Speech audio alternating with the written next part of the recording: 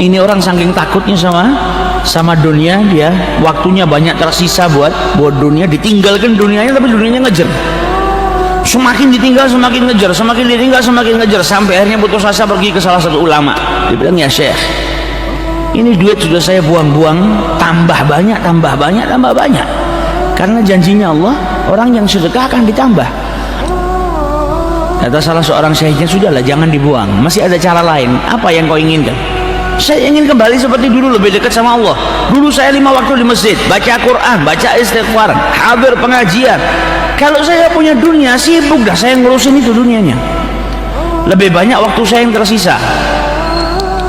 Maka kata Syekh tadi, ya tinggalkan uangnya sudah, kau di rumah kau jangan urusin, nggak bisa, namanya manusia kok.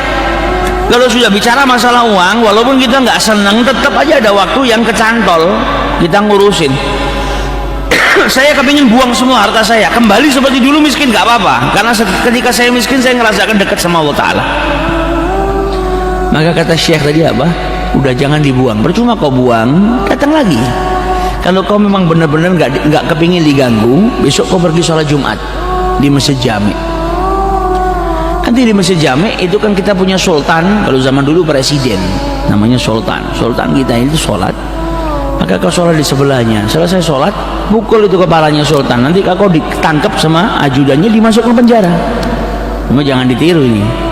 Dimasukkan penjara, sampai di penjara kau nggak akan bisa dapat dunia gitu loh. Hatta hartamu bertambah, nggak akan masuk ke dalam penjara, dan kau nggak punya kesibukan lagi untuk ngurus itu. Dia bilang, wah ini solusi yang paling baik. Karena kalau hartanya diapain aja datang. Karena rezekinya manusia sudah diatur sama Allah Subhanahu wa Ta'ala. Akhirnya Jumat dia datang jam 10, cari tempat duduk sebelahnya sultan.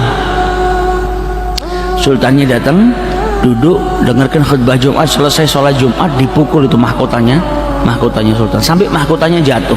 Ajudannya semua megang dia, dipegang mau dihukum. Kata sultannya, cukup, jangan diapa-apakan orang ini. Loh, sultan ini orang kurang ajar, dia memukul mahkotamu sampai terjatuh. Kata sultan, orang ini justru menyelamatkan saya, karena ternyata di dalam mahkota saya terdapat kalajengking yang hendak membunuh saya. Karena berkat dia memukul kepala saya akhirnya terselamatkan. Maka untuk rasa terima kasih, saya berikan setengah dari kekayaan saya, tambah kaya lagi. Nah ini orang kalau sudah dicatat sama Allah rezekinya gitu, ya dia mau lari kemana aja nggak akan hilang. Tapi kalau sudah dicatat sama Allah Subhanahu wa Ta'ala rezekinya sedikit, dia mau ngapain juga nggak bisa dapat banyak. Semuanya mugaddar, sudah ditentukan sama Allah Subhanahu wa Ta'ala. Yang ini sekian, yang ini sekian, yang ini sekian, semuanya sudah ditentukan sama Allah Subhanahu wa Ta'ala.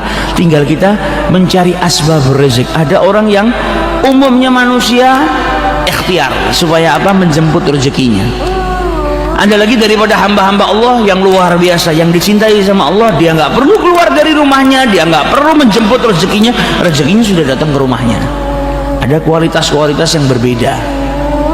Ada yang harus keluar, ada yang duduk di rumah pun rezekinya sudah didatangkan sama Allah Subhanahu wa Ta'ala, karena cintanya Allah Subhanahu wa Ta'ala kepada hambanya.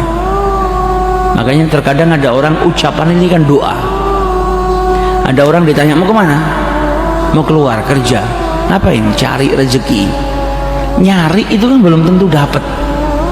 Makanya terkadang orang yang keluar dari rumahnya niatnya mencari rezeki, dia muter-muter aja nggak dapat, karena nyari ini biasanya sesuatu yang hilang itu kalau dicari susah ketemunya.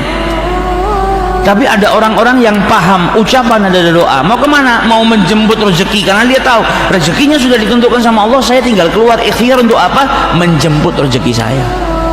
Nah menjemput sama nyari lain. Kalau nyari ini masih 20-80% nggak dapat, 20% bisa jadi dapat, karena nyari harus muter bingung. Tapi kalau jemput sudah pasti, tinggal datang ke tempat yang telah ditentukan, dia ambil. Itu bedanya orang yang menjemput rezekinya dengan orang yang mencari.